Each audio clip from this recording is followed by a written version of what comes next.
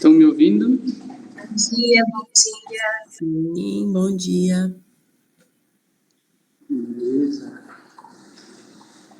Vou esperar uns 2 minutinhos enquanto eu configuro o negócio aqui no computador também. E pego uma água.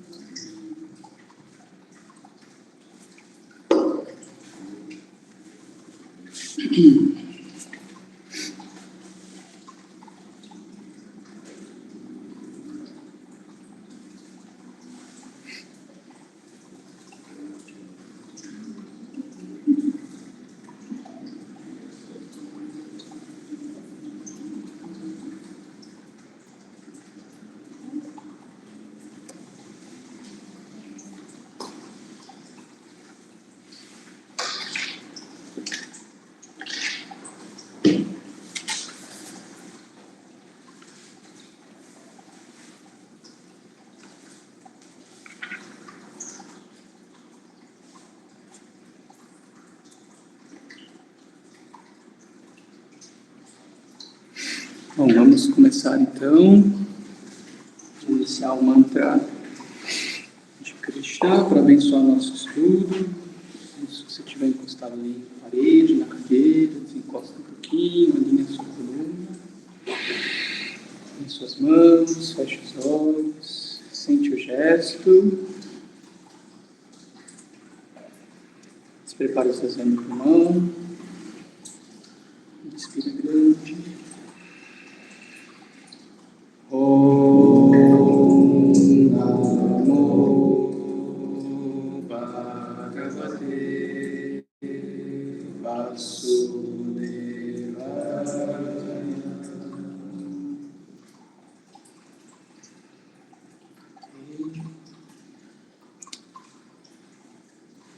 Tudo bem com vocês? Primeiramente, muito obrigado por estarem aqui presentes hoje. O Leandro já falou ali que o tempo estava bom para dormir hoje, né? Então, vocês estarem aqui cedinho já é um ato de coragem. Podiam estar dormindo aí. Todos leram o capítulo 5. Esse não te desculpa, né? Bem curtinho, então tá o mais fácil de ler aí. É o seguinte, antes de começar a falar especificamente do capítulo em si, eu queria dizer para vocês que o Bhagavad Gita, ele é dividido em 3 sessões temáticas. Então, do capítulo 1 ao 6, Krishna vai estar falando só sobre Karma Yoga, sobre ação. E é até interessante observar porque Arjuna, ele não quis lutar, ou seja, ele não... eu não vou mais lutar, com toda aquela situação da batalha. Então, Krishna vai falar sobre ação. Você tem que agir, você tem que lutar. É isso que a gente está lendo até agora. E aí vai chegar um momento que Arjuna vai falar assim, beleza, tá, eu tenho que lutar. Mas como? Por quê? Aí a gente vai entrar na segunda sessão temática do Bhagavad Gita, que vai ser sobre Bhakti Yoga. Então, do capítulo 7 até o capítulo 13, até o capítulo 12, Krishna vai falar só sobre Bhakti Yoga, ou seja, a ação em devoção, que é o que a gente já vem estudando um pouquinho ali, falando sobre Karma Yoga, sobre o serviço devocional, só que aí Krishna vai focar na ação devocional, a gente vai passar a entender mais como aplicar isso, como utilizar.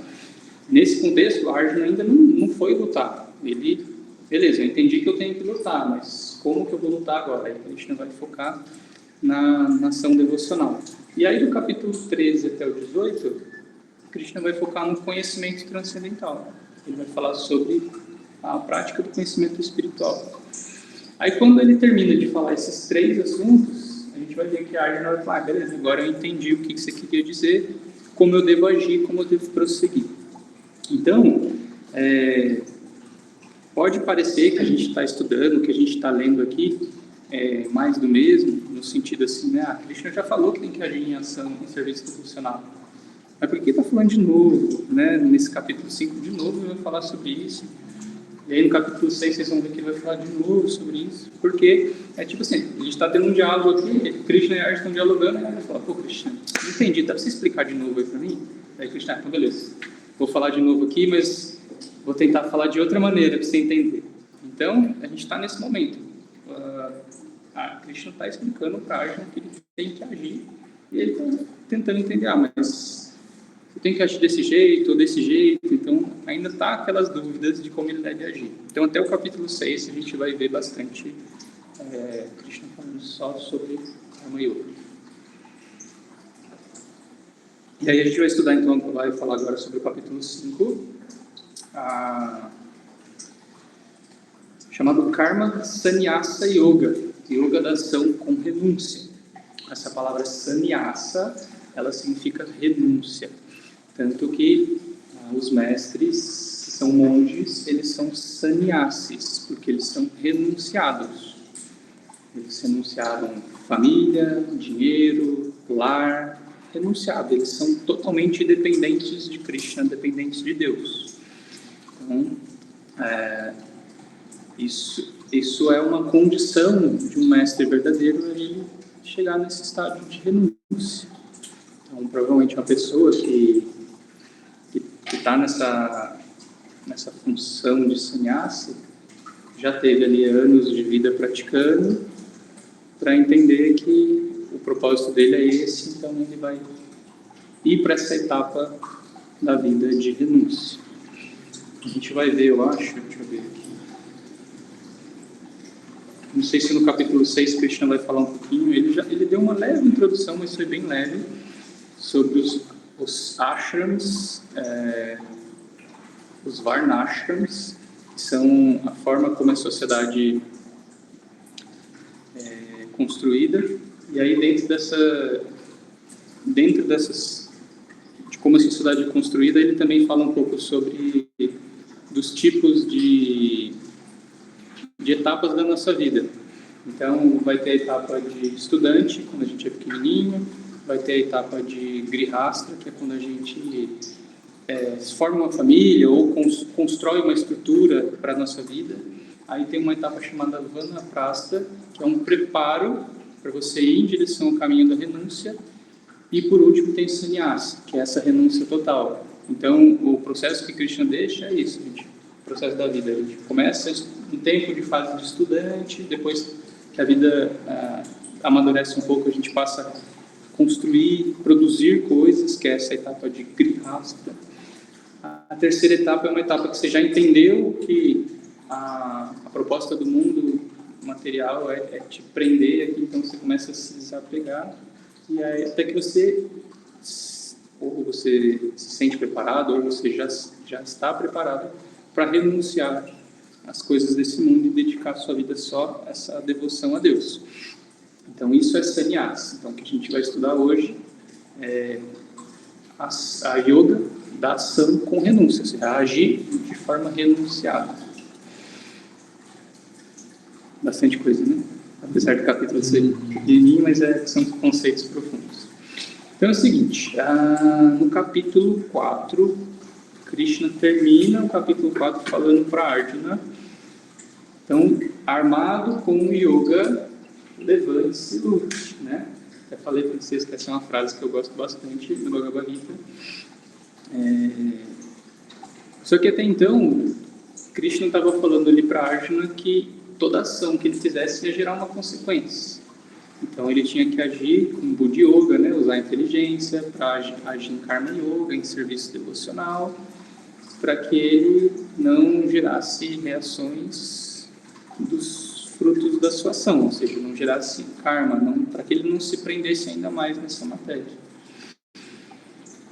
E aí, no começo do capítulo 5, Arjuna vai ficar confuso. Mas você falou para mim que era para eu não agir. Agora você está falando que é para eu agir com renúncia.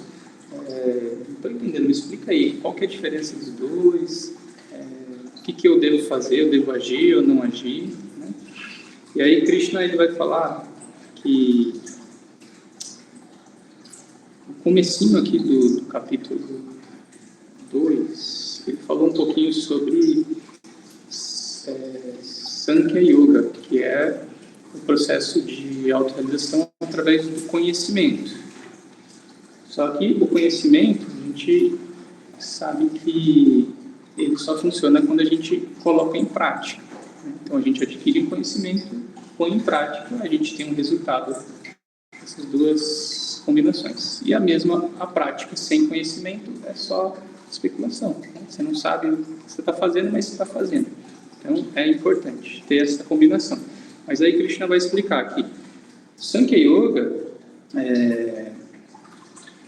que é o conhecimento da prática espiritual com renúncia, ele funciona. É possível que o praticante atinja a liberação, a autorrealização.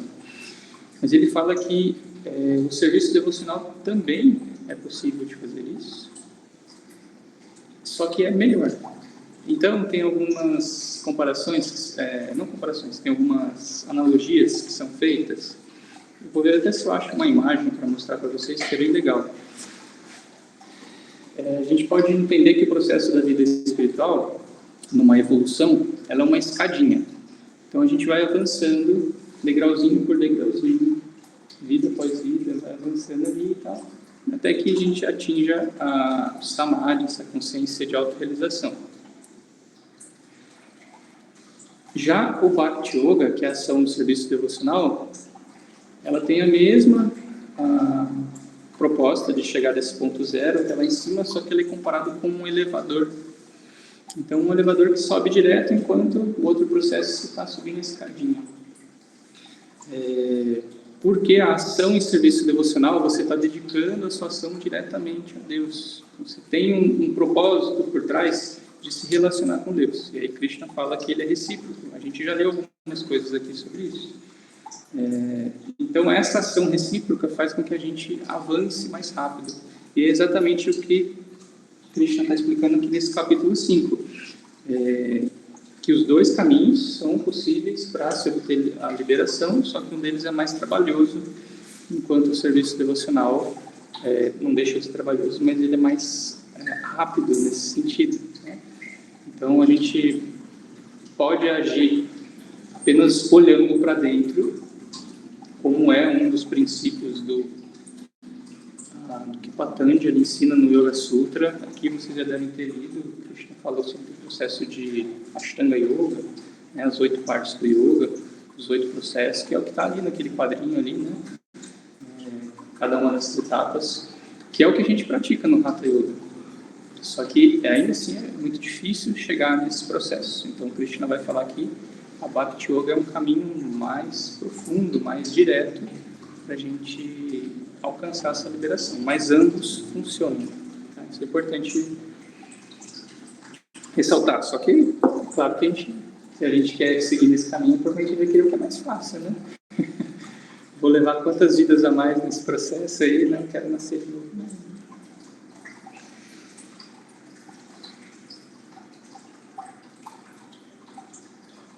Tá.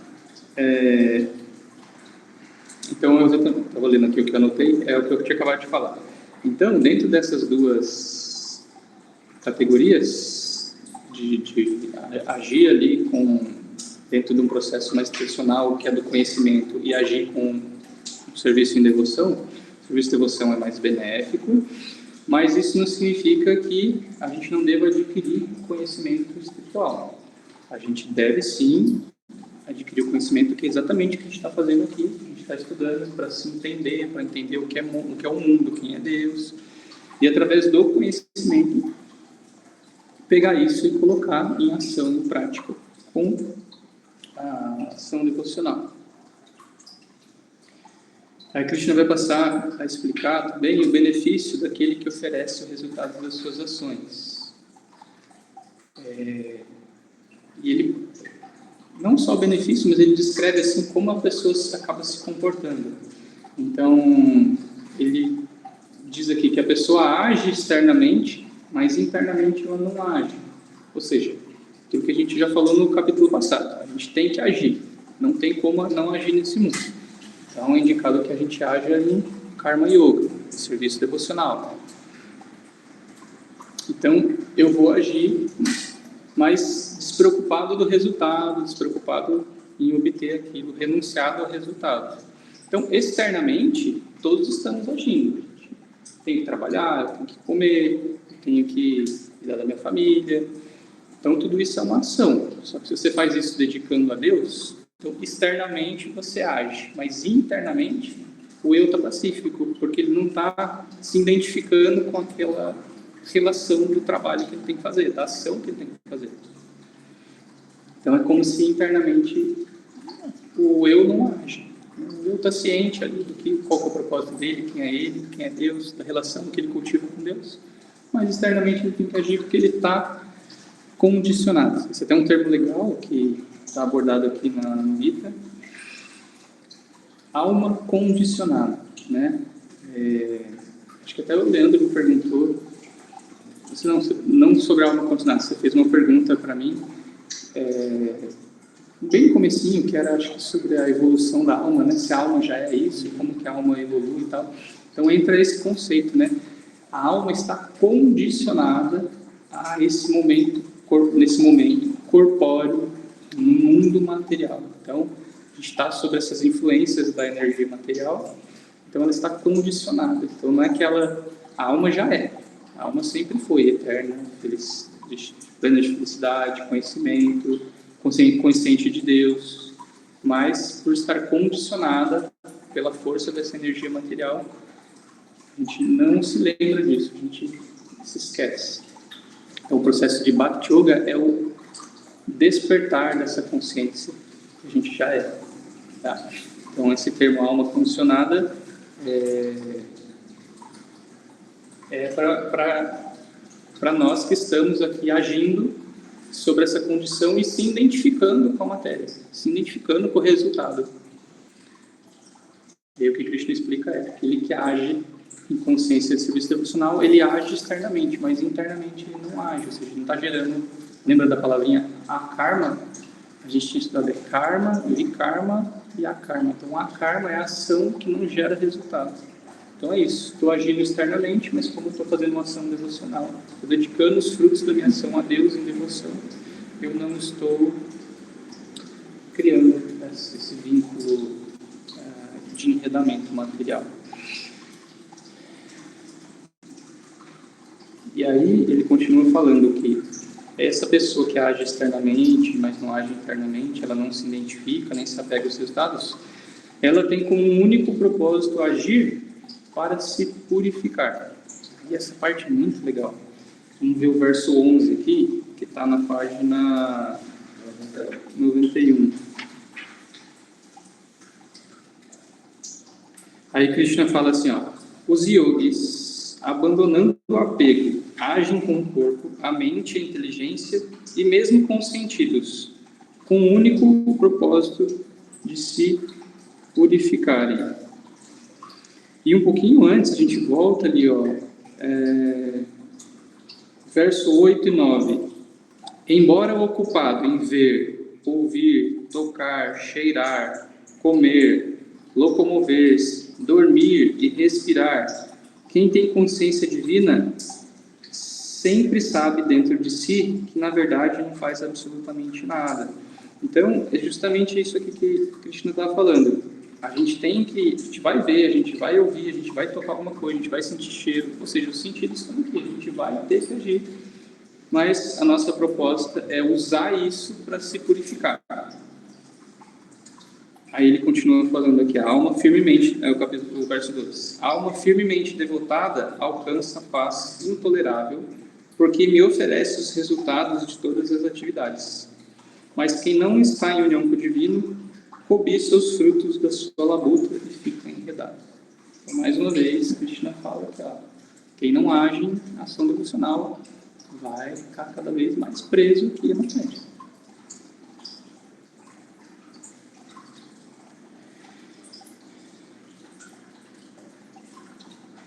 Daí tem um termo que é legal. Krishna vai falar aqui. Quem renuncia às suas ações vive feliz na cidade dos 9 portões. Alguém já tinha ouvido falar nesse termo? Cidade dos 9 portões. Alguém lembra o que é isso? Está descrito aqui. Lembra? Pode falar, você lembra? Só essa entrada, né? Isso. Então, Krishna ele faz uma analogia interessante aqui, que ele compara o corpo material a uma cidade a qual a alma habita. E essa cidade tem 9 portões de entrada, ou seja, mais uma vez, a gente interage com o mundo através dos sentidos.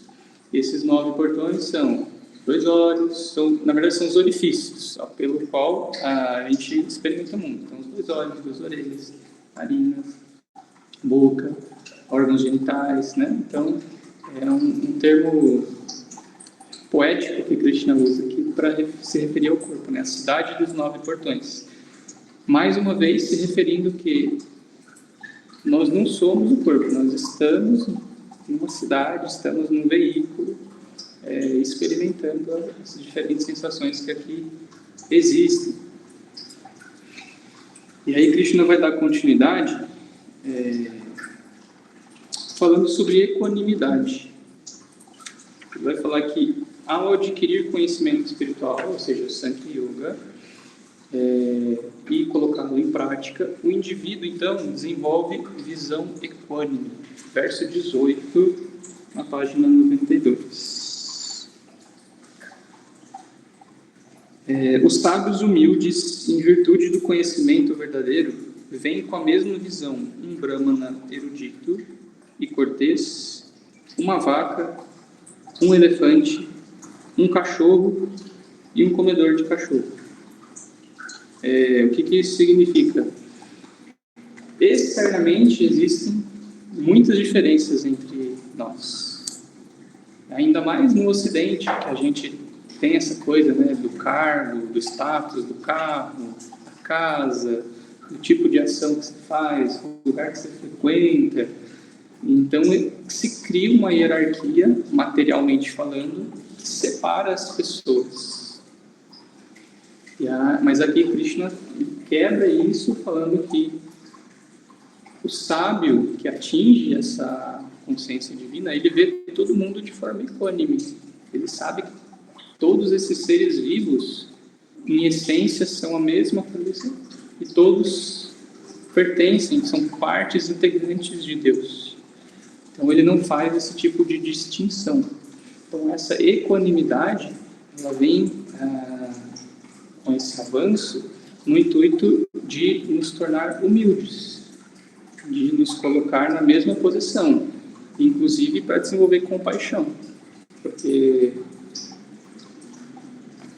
nesse momento do mundo que a gente vive, uma pessoa que tem, dentro dessa hierarquia de status, se ela vê alguém sofrendo ali na rua, é muito comum que ela não dê a mínima, né? Ela queira se afastar daquilo. Tudo que é miséria, ela quer se afastar. É como a nossa sociedade hoje vive. Não tem compaixão. Então ela se afasta. Ou seja, ela olhou aquilo externamente, mas não teve compreensão de que naquele indivíduo que está passando uma miséria, habita uma alma igualzinha a ela, em essência. Então, através dessa equanimidade, a gente desenvolve humildade e compaixão para viver em sociedade, viver em harmonia com as pessoas, né? Olhando para o próximo como da mesma forma que você é, só que externamente existem essas diferenças. E aí Krishna fala esses exemplos, né? O Brahmana, que é o sacerdote dos templos hindus, que é super erudito, versado, sabe milhares de versos, sabe o propósito da vida.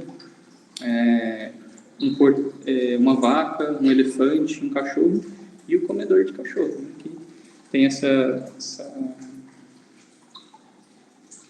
estranho até falar isso, né? Aqui no Ocidente, mas uma civilização extremamente pobre, isso era comum, né? Então, só que as pessoas que comiam cachorro eram olhadas com discriminação. Imagina, você se alimenta de cachorro. Então, é muito comum fazer essas comparações. Aí a pessoa que tem essa consciência não faz essas distinções. Inclusive, existe um CD chamado Canção do Divino Mestre. Não sei se alguém já escutou aqui. Não sei se foi anos 90, mas um artista, ele convidou vários artistas famosos para comporem canções baseadas no Bhagavad Gita. E tem vários famosos mesmo, na verdade acho que todos são famosos. E aí, um dos artistas, que é a Cássia Eller, ela pegou esse capítulo 5 para transformar em música, né? Cada artista pegou um capítulo e musicou.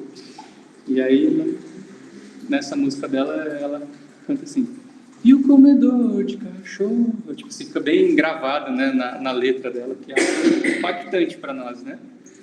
Então, se vocês puderem depois, tem uma pegada assim meio MPB, são artistas dessa Tropicália, que fala o estilo musical, que vem do Bossa Nova e tal, né? Então é um disco da Bhagavad Gita com essa pegada, com essa pegada de estilo musical, assim, com esses artistas famosos.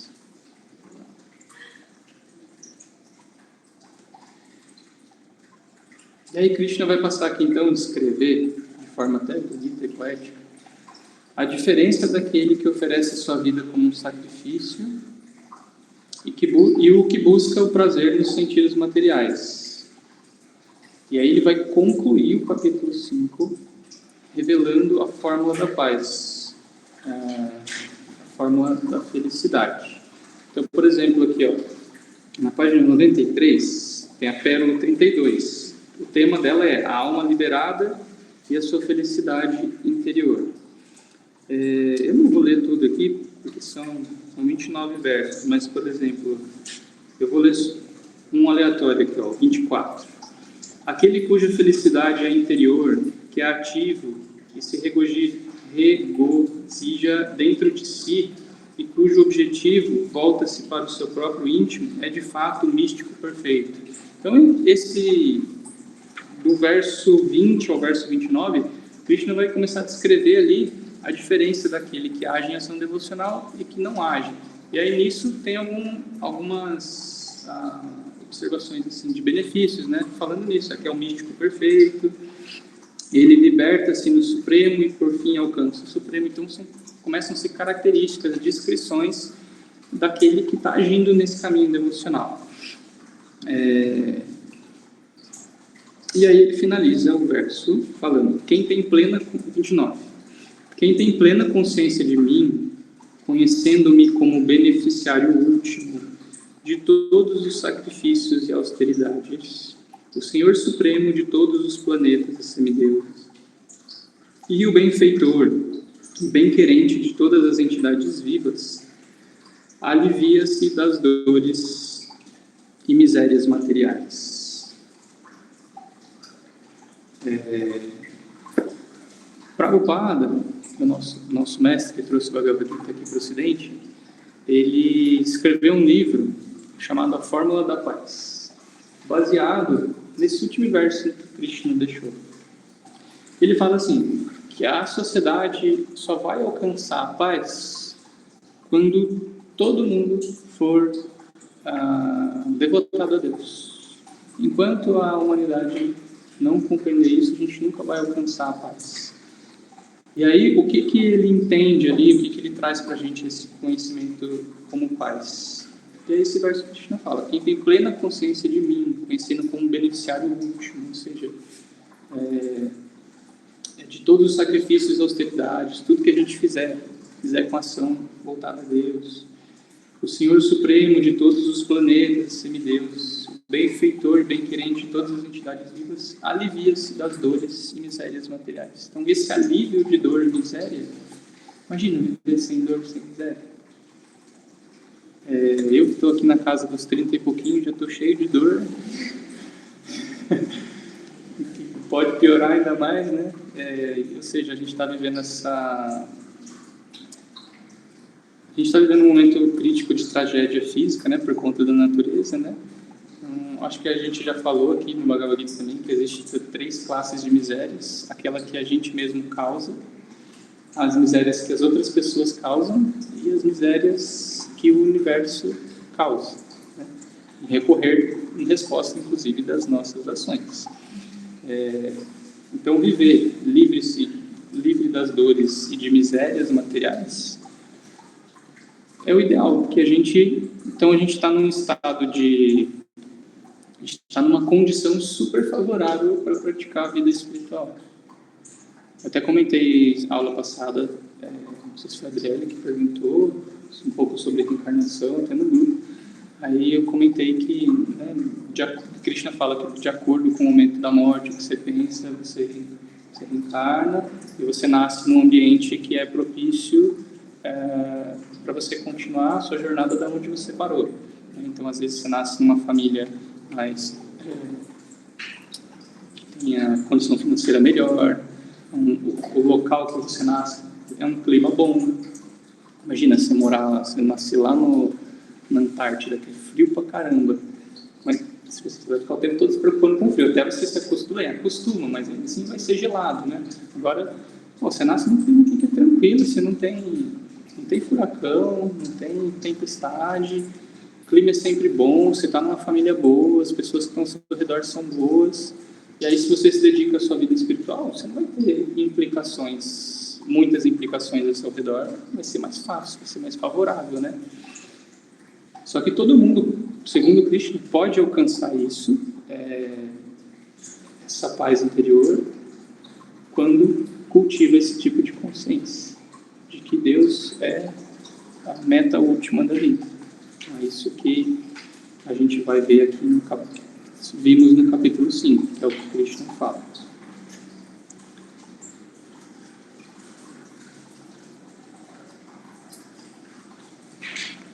Aí só queria ler aqui uns trechinhos que eu separei da própria explicação do Chandramukha Swami.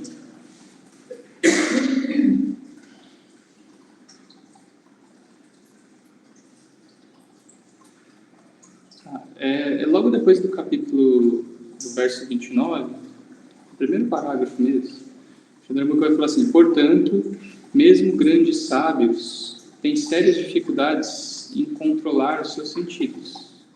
Em outras palavras, a menos que ocupem os sentidos em atividades devocionais que visem ao prazer de Krishna e com isso receba sua graça, nem mesmo os grandes sábios ou praticantes de Ashtanga Yoga são capazes de conter os impulsos dos sentidos de maneira eficaz.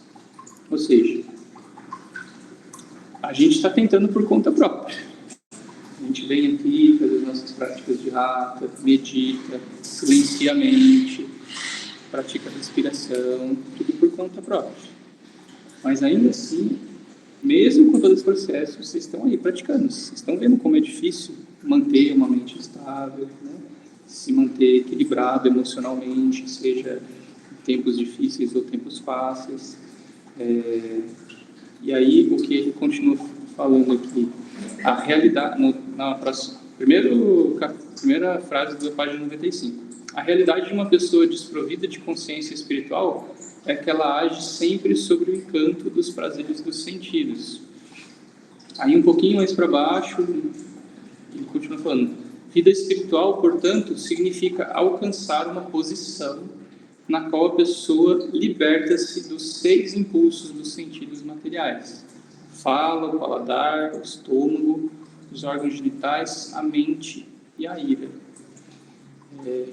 Mais uma vez focando aí na questão dos sentidos. Então, quanto mais a gente dedicar nossa vida à satisfação dos sentidos, mais a gente se enreda e menos controle a gente tem sobre si mesmo. E é até engraçado, às vezes a gente fala assim: não, eu tenho controle sobre o meu corpo. Sei lá, eu vou fazer isso aqui só mais uma vez, depois eu paro, né? Principalmente quem tem dificuldade ali com situações viciantes, né? Tem esse tipo de comportamento só mais uma vez e nunca consegue parar, né? Então a gente acha que a gente tem controle, mas, por exemplo, quem aqui pode garantir para mim que consegue controlar que não vai piscar mais? Não dá, né? Piscar.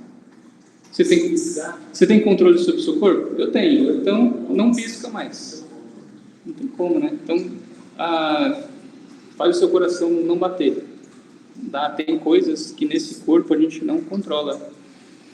E a mente, Krishna afirma que a gente pode controlar, mas que é muito difícil de controlar. E aí ele dá a fórmula da paz, que é: então, se você agir em consciência divina, executando suas ações de forma devocional, como sendo eu o beneficiário último das suas ações, você então vai passar a ser feliz. Você vai passar a alcançar a verdadeira felicidade.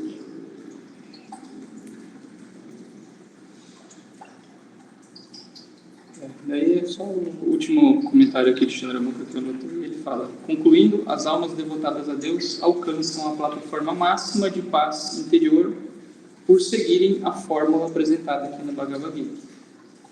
O Senhor é o proprietário, o controlador e o verdadeiro bem-querente. Ele é, portanto, inesgotável reservatório de amor e beneficiário último de todos os sacrifícios.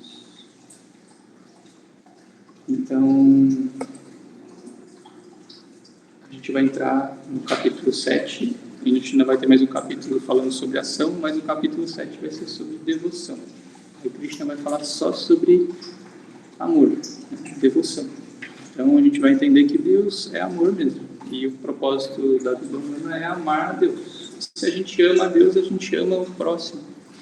A gente ama uma graminha, uma barata, uma vaca, um camelo, qualquer entidade viva, a gente vai amar, porque a gente está amando a Deus. Então, isso vai partir do propósito de Deus. Vocês vão ver que o Bhagavad Gita vai ir por um lado assim, mas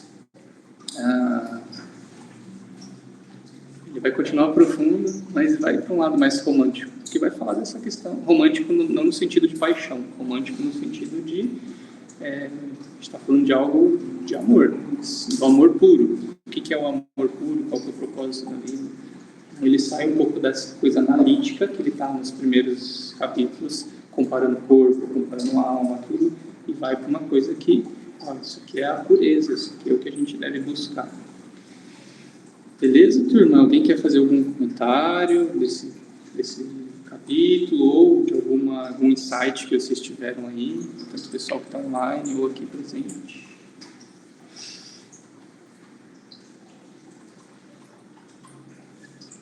Sem perguntas hoje?